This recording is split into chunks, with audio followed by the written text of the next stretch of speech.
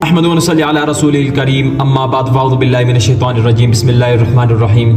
میرے محترم بھائیو، بزرگوں اور دوستو، السلام علیکم ورحمۃ اللہ وبرکاتہ۔ میرے بھائیو اور دوستو، ہم نے کل آخری صورت یعنی سورۃ الناس کا ترجمہ کیا تھا۔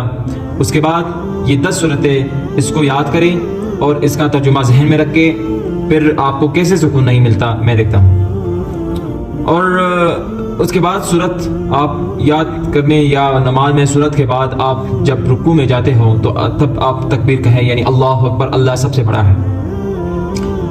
رکوع میں جانے کے بعد سبحان ربی العظیم، سبحان ربی العظیم، سبحان ربی العظیم 3 5 7 جتنی مرتبہ آپ پڑھ سکتے آپ پڑھ لیں۔ جتنی زیادہ پڑھ لیں گے اتنا ہی آپ کو سکون ملے گا نماز میں، اتنا ہی آپ کو خوش و خضوع ملے گا، اتنا ہی اللہ آپ سے خوش ہوگا۔ سبحان ربی العظیم کا معنی کیا ہے؟ سبحان ربی، پاک ہے میرا رب، عظیم وہ عظمت والا ہے۔ پھر جب سبحان ربی العظیم یہ رکوع جب ختم ہوئی، پھر آپ جب کھڑے ہوتے ہو سمع اللہ لمن حمدہ۔ سمع اللہ لمن حمدہ کا معنی کیا ہے؟ اللہ نے سن لی اس کی جس نے اس کی تعریف کی، یہ معنی ہے۔ اللہ نے سن لی اس کی جس نے اس کی تعریف کی۔ پھر سمع اللہ لمن حمدہ کے بعد ربنا لک الحمد، یہ کڑے ہو کر ہی پڑھی جاتی ہے۔ بہت سے لوگ جو ہے جاتے ہوئے پڑھتے ہیں، لیکن یہ کڑے ہو کر جو ہے پڑھی جاتی ہے۔ ربنا لک الحمد، اے ہمارے رب، اس کا معنی اے ہمارے رب تیرے لیے ہی ہر قسم کی تعریف ہے۔ اے ہمارے رب تیرے لیے ہی ہر قسم کی تعریفیں ہیں۔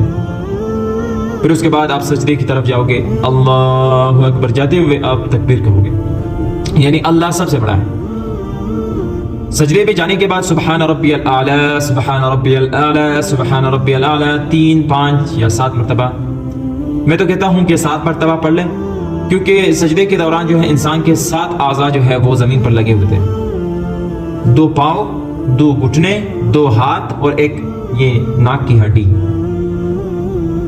ان ساری اعضاء پر ایک ایک سبحان ربی الاعلی، 7 مرتبہ آپ سبحان ربی الاعلی پڑھیں، اور آپ کا سارا ذہن جو ہے وہی پر اس گھٹنوں پر لگا دے۔ پھر آپ کو اتنا سکون ملے گا، اتنا اللہ آپ سے بھی محبت کریں گے، اور آپ جو ہے سکون کے ساتھ نماز پڑھیں گے۔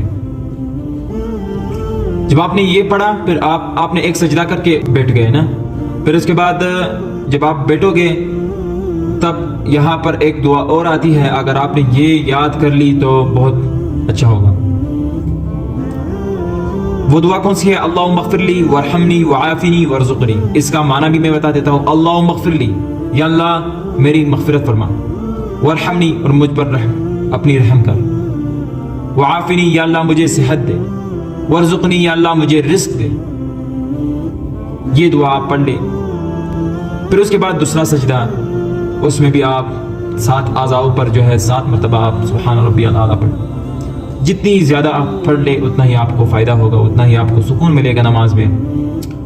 جب آپ سجدے سے اٹھ کر اتحیات کی شکل میں بیٹھتے ہو، پھر اتحیات، درود شریف، اللہم ربنا، اس کا پھر ہم کل اگلی کلاس میں جو میں اس کا ترجمہ کرا لیتا ہوں، اور امید ہے آپ کو سجدے تک جو ہے سارا سمجھ آ گیا ہوگا۔ اور اگر پھر بھی آپ کا کوئی کوشچن ہو، کوئی سوال ہو، تو آپ کمنٹ میں جو ہے آپ لکھ دیجئے، انشاءاللہ ہم ضرور جواب دیں گے۔